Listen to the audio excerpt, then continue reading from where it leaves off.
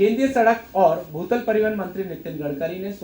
शुक्रवार को कहा कि विश्व की अर्थव्यवस्था संकट में है। ऐसे में एमएसएमई के मंत्री नितिन गडकरी के साथ इंडिया एसएमई फोरम के फूड प्रोसेसिंग टास्क फोर्स की अध्यक्षता राधेश्याम चोयल ने की। कोरोना लॉकडाउन और पोस्ट लॉकडाउन पीरियड के लिए अपने सुझाव और एमएसएमई और खाद्य प्रसंस्करण इकाइयों के दर्द बिंदुओं पर चर्चा की गई। An average of 4 months of salaries paid to workers in the last 3 financial years should be served as an employment incentive, which can be availed by the enterprise as a part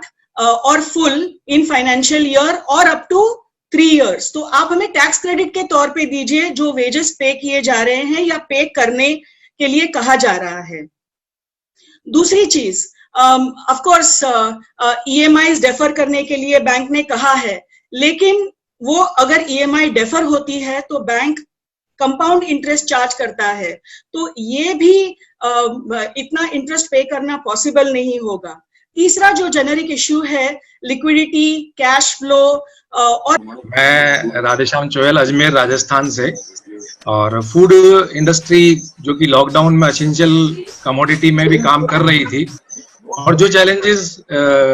labours को लेकर के masses को लेके आए हैं वो तो है ही, लेकिन हमने ये महसूस किया है कि फूड इंडस्ट्री पर बहुत बड़ा भार है उत्पादन को बनाए रखने के लिए और अपने आप को बचाए रखने के लिए, सस्टेन करने के लिए। तो महोदय, मेरा इसमें आपसे ये निवेदन है कि जो एफसीआई है, फूड कॉर्पोरेशन ऑफ इंडिया है, उसके गोदामों में बहुत सा ऐसा गेहूं पड़ा है जो अनयूटिलाइज रह जाता है और साल के एंड में, साल 2 साल के बाद नॉट फॉर ह्यूमन कंजम्पशन करके वो सस्ते दामों में बाहर बेचा जाता है। तो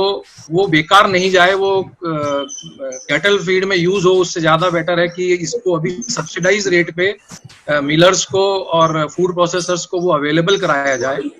दूसरा मेरा इसमें ये निवेदन है कि लॉजिस्टिक में ट्रांसपोर्टेशन ऑफ फूड्स